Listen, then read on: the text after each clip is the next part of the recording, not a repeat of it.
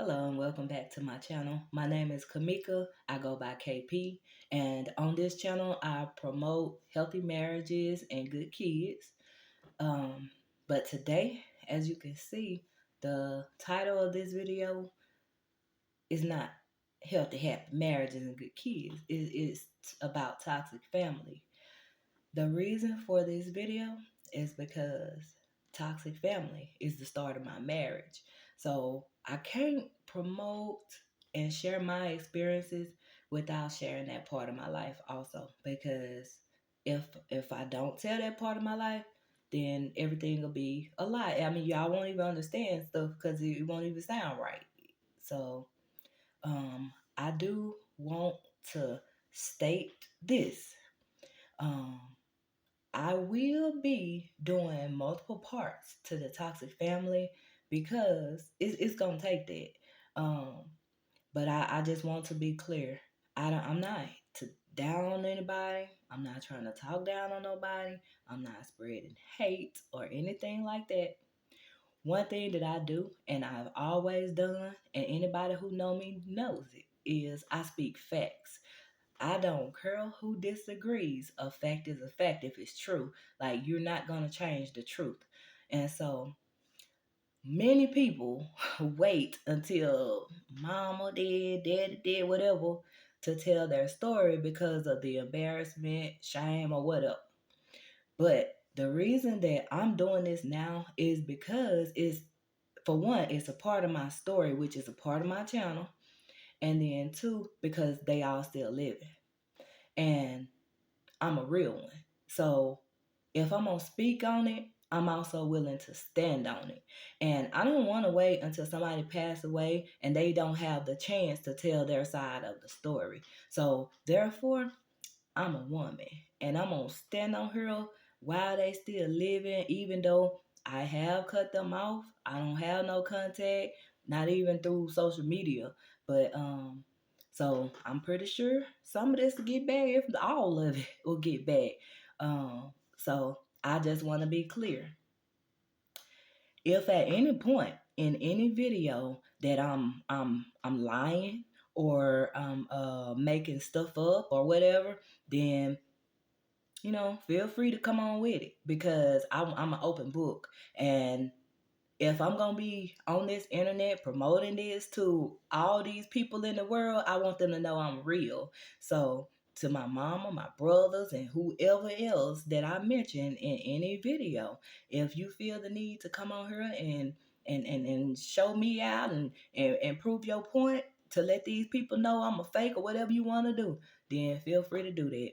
But at this point, I'm promoting what I said, and I'm gonna speak on my life because many people is living this life. Many people going through and hurting. They going through things that I've been through and they don't know how to get out of it. But I do. And I don't know, I may not help anybody and I may just help one person, but I don't care. Just one person. That's all God need. God just need me to do this, and he gonna put it in front of who need to see it. But so at this point, I'm just clearing it again. um I'm speaking on the marriages and the kids, but on this channel I'm gonna speak on me and I'm gonna speak on my life. I'm not gonna make nothing up. I'm not gonna add to. I'm just gonna keep it real. A fact is a fact. You can't change that. I also want to say, just to be clear, I'm not angry at all. I'm not mad. I don't hate nobody. I still love these people, but I love them from a long distance. Then, like, I have forgiven. I've forgiven all these people. Man, I have went deep in me and forgiven all these people. But people tend to think that forgiveness means it disappears. Like, anytime I mention this stuff, I have outside family members, I feel like everybody just want me to hush. And it's like, why? Like, what am I hush for? I mean, this is my life. It's a part of my story and it's true. Let me just tell a little bit about my beginning. So my name is Kamika. I was born in January. I'm 37 years old. Um, Right now, I'm married. Me and my husband been together for 22 years. We've been married for 10 years. We have 3 kids and one grandchild. Uh, let's see. My mama is still living. And then I have 3 brothers, 2 older than me, 1 younger than me. And then I have my dad was a Vietnam veteran, but he went through like a lot of that PTSD after that, and he had a lot of stuff going on. He ended up going and living in the VA hospital in Little Rock when I was probably about 4 or 5 or something like that, and end up he stayed there for a long time. When he got out, he got him an apartment in Little Rock, hours away and stuff. And I think I was 5 or 6, but he ended up getting killed. I still don't know the whole true background. The story that I was told by my mama was that his landlord tried to rob him and shot him in the head. I know he was shot in the head because I saw that with my eyes at the funeral home, but um so that's what happened to my daddy. But the memories of my daddy is everything. That's a man. That man right there. Just from birth to 5, the things that I can remember, that was one of the best things that I ever happened to me ever in my life. Was my I was also born with strabismus, and I think they call it nystagmus or something. But anyway, that's lazy eyes, cock eyes. When one eye go one way, and then the nystag. I'm gonna have to look that up. Why I get on her and not know that word? But the nystag, whatever, that's when your eyeball move, like a little bit. And so I was told that I know I had a surgery before I turned 1 to straighten my eyes, but it didn't work clearly because I was cockeyed my whole life. It was mostly the left eye going out, and so it was like that. I recently, at the age of 36, had surgery to correct it after many, many years of being turned down and turned away by doctors. That's a battle within itself. So if anybody is battling that, if anybody have cock eyes, lazy eyes, strabismus, nystagmus, any of that, and you trying to get the surgery, or I can tell y'all what I did because it's hard. They don't want to do it. They think it's cosmetic and it's not. So if anybody need guidance on that, I can tell you what I did in order to get them to do the surgery for me. So let me know in the comments below if you know somebody who got cock eyes, lazy eyes, they want that surgery, but being turned around by doctors and all that. I can tell them what I did. Drop me a comment and let me know, and share this video with them. Like, let them know who I am. Like, I ain't scared to talk about that. I ain't ashamed about it because God gave me that. That's how I was born. So share this video with them. They don't need to be ashamed about that too. They can get help too. I had trouble for years begging doctors and they wouldn't do it. But if you know somebody with that problem, send them to me. I'll help them the best way I can. So now back on track with the toxic family. Um, I really don't even know where to begin because the whole thing was toxic growing up. Um, I can't think of too much good about it. So I think the best way to go about starting this video is just to talk about the one at a time. Speak on one at a time. So first, I will start with my mother. Part of it, like she got a whole, of course, your mother got an impact on your whole life, but just the start of my life from what I can remember, beginning with my mother. So beginning, as young as I can remember my mom being an alcoholic. My daddy, he was on some drugs. I was told that in the war they used to make them men shoot up, and so when he came out, he was still doing it. But before I ever even started school, the memories that I have is this: my mom and my daddy was together, but they used to fight all the time. It was alcohol and stuff and drugs or whatever. But my daddy was a hardworking man. He provided house, cars, money. Like he was a carpenter, and he used to draw his own blueprints. He used to build homes from the ground up with his hands, and we used to go watch him do it. Like my daddy, that was he's an amazing man. Um, but my mama is always have been toxic. I'm 37 now, and the only time that I can even say that my mama told me she loved me was recently, since 2020, since I moved back. But it was during, matter of fact, it was twice, but it was during a times that she was drunk, and it wasn't serious. I ain't really take it serious. But like growing up, I ain't never heard it. I mean, if she said it, it must have been one time that, because I don't remember it. But like growing up, for sure, I knew that she hated me because my whole life she told me. My mama told me all the time, "I hate you, B. I hope you die. You ain't my daughter. I hate you, B." She used to jump on me like, I mean, and all of this stuff was when I was a little bitty kid. No reason at all. Like, what do a little bitty kid do so bad to where you hate them, you hope they die? I feel like it already feel like I'm throwing out accusations, but I mean, that's literally true. That's so true to the point to where it mentally screwed me up. Like as a kid, I made up a song. I hate you, B. I hope you die. You're my like I made up a song about it. That's how much I heard it. Now, as an adult looking back, I'm like, dang, I was mental. Like I was kind of mentally messed up to make up a song like. But for that to be drilled in my head so much, it became funny or something, I guess, because I did make up a song about it. I used to, I hate you, B. I hope you die. You ain't my dog. Like she'll say it, and I go in the room, be in the mirror, calm her, whatever. I hate you, B. You ain't my like. She had me most of my life wanting to die. Most of my life, I didn't want to be her. My whole childhood, you know, to this day, I still hurt for the little girl in me that had to go through all that. But it was toxic. It was bad.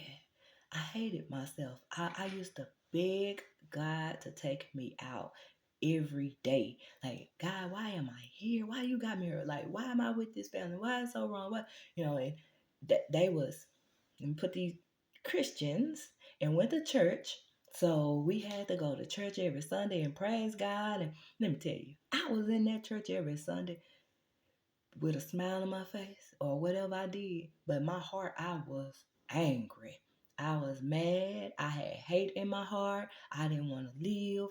Why am I forced to come to this church and serve this fake God that got me over here going through this? Why? Like it was tough. I went through all them hurt feelings as a kid.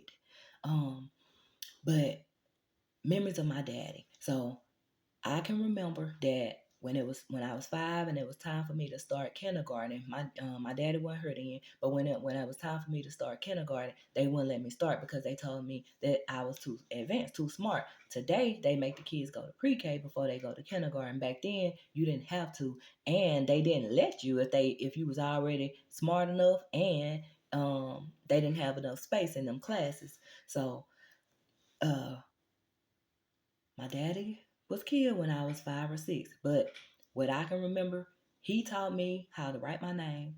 He taught me how to say and spell my whole name. He taught me the ABCs. He taught me my numbers. He taught me how to read. He would sit with me with books and not make me, but we would read together. And today, I am an avid reader. I love to read. Like, he blessed me with that.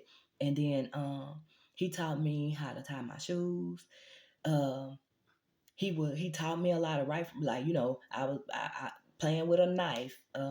He corrected me and taught me understand, okay, this is wrong and not to do this and stuff. I can remember that incident. It wasn't no attacking me, calling me out my name. It was just straight love. Every single day that my daddy got out of work, he would the men would drop him off up the street. We was down a dirt road, and I would be out that door. And I used to like to eat bread. I had bread crumbs all over my mouth, and I would run to my daddy with that bread and jump up in his arms, and he'll pick me up and he'll love me, hug me. Like, my daddy was everything to me from birth until he was gone. That was before my daddy got sick and went into the hospital and stuff like that. Him and my mama was married, but they end up separating. So before he left the town that we were in, they did separate. But I don't know the whole story because I was a kid. So grown folks didn't tell me all the details. But I can remember 2 or 3 incidents of my daddy stealing us, me and my brothers, his kids, stealing us out of her yard. And then the times that he would steal us, we would go to his big mama house. Yeah, I think that was his big mama. Or I can remember what time he took us to his mama, but that would have had to been so long. I think that was his mama because I remember her giving me bananas. And then or he would take us working on them houses and have me and my brothers scraping paint or doing something. Like, we would be working. So it was still good. It was still good. But now looking back, the story was he used to steal us out the yard. So now as an adult, when I heard it, I'm like, okay, it was a reason why he stole his children. That man wanted his kids. So maybe she was keeping us from him. I don't know. I ain't got no proof of that. But the only time a man will come and steal his kids out the yard just to spend time with them, and he spent some hours with them and just bring them back. Yeah, that man wanted, only explanation I know is that man wanted some time with his kids, you know. But nobody is going to say a woman kept the kids from him. But maybe she did, maybe she didn't. I don't know. I was just a kid. But y'all got common sense. And nobody don't. She did. It was wrong. But he didn't let it stop him. He still spent time with his kids, even if he had to steal his kids. They tell you what kind of man he was right there.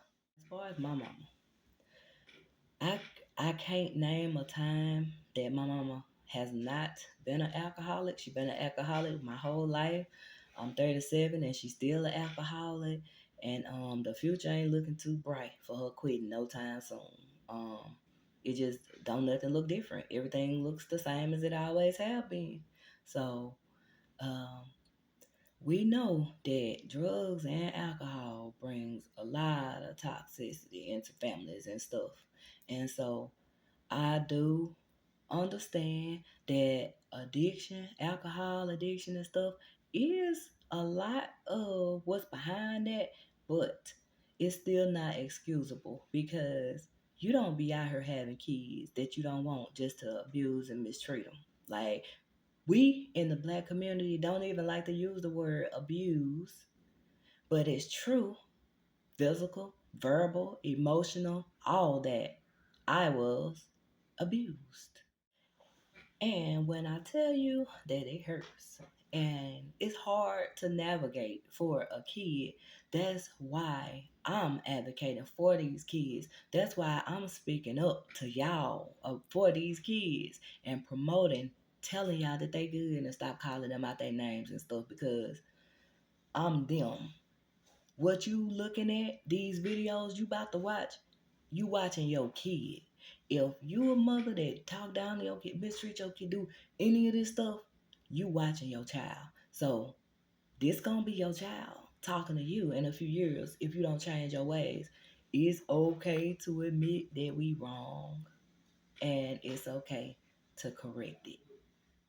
I had to cut that last clip short because my camera was messing up, the lighting was messing up, so I moved into my bathroom, and then also Ladybug woke up, and so I wanted to play with her for a little bit. And then another thing, see my camera is a little different. I'm looking at my angle right there. I'm new to YouTube and new to recording, and I literally keep forgetting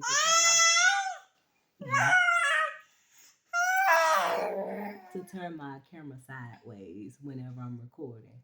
So that's something else I had to do. Be right. Right, I'm back and I decided to keep my camera straight up just because it looks a lot clearer and a lot better this way.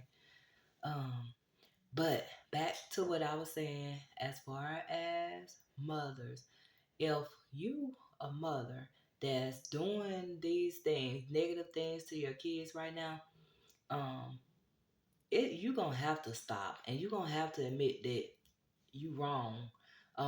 It's time to stop.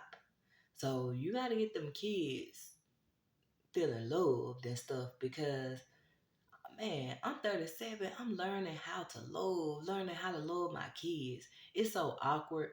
It was awkward in the beginning hugging my kids, because I ain't get no hugs and stuff. And then by the time I started realizing all this stuff, like I just been knowing that my life been bad or whatever. But by the time I started going within, learning more about myself, understanding why things is happening the way they happen and all that stuff, then I that's when I started to understand things a whole lot. Okay, so back on track with the toxic family again.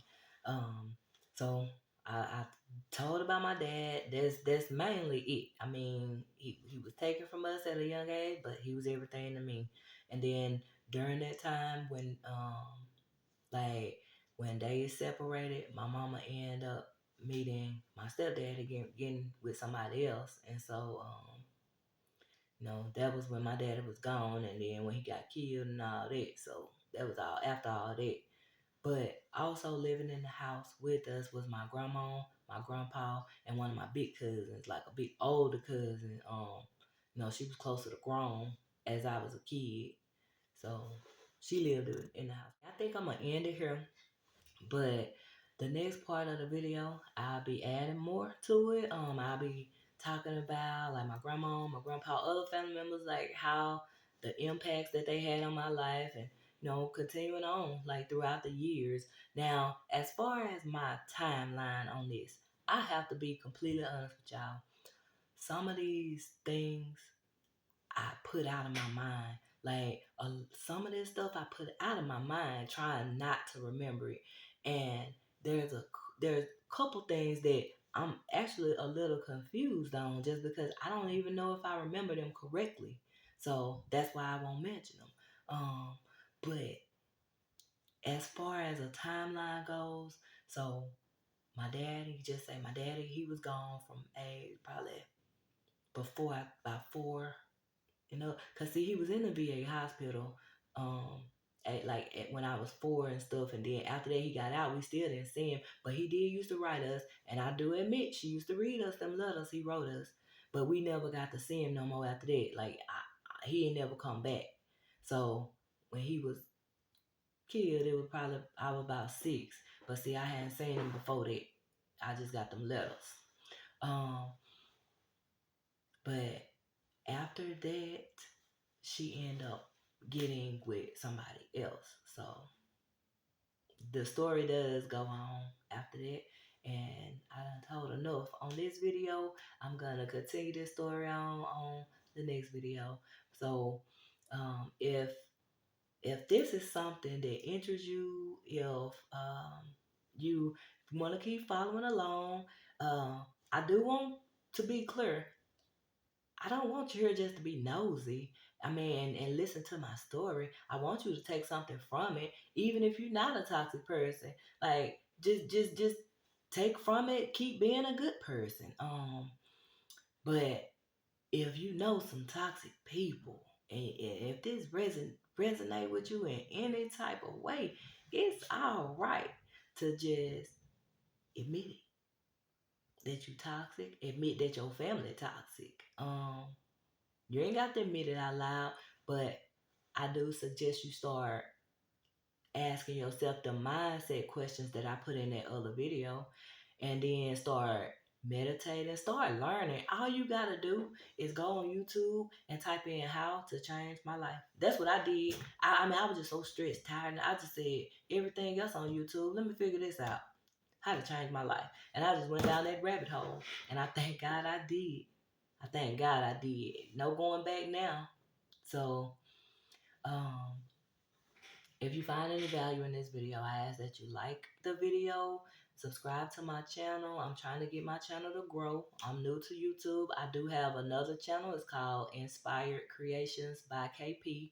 And on that channel is more of my business stuff. So I'm trying to grow my channel. So if you interested in like budgeting, planner, I do customization, personalization, stuff like that. So go check me out on that other channel too, and subscribe to that channel and watch a few videos and follow along, because I am going to be doing a lot over there too. But stick with me. Stick with me, because me and God, like, not saying it in a big headed way or nothing like that, but I got a relationship with God, and trust me, these videos is about to bless some people. Somebody. I don't know who, but it's gonna help strengthen somebody, and it's gonna provide some knowledge to somebody. So stick with me. Just stick with me. KP.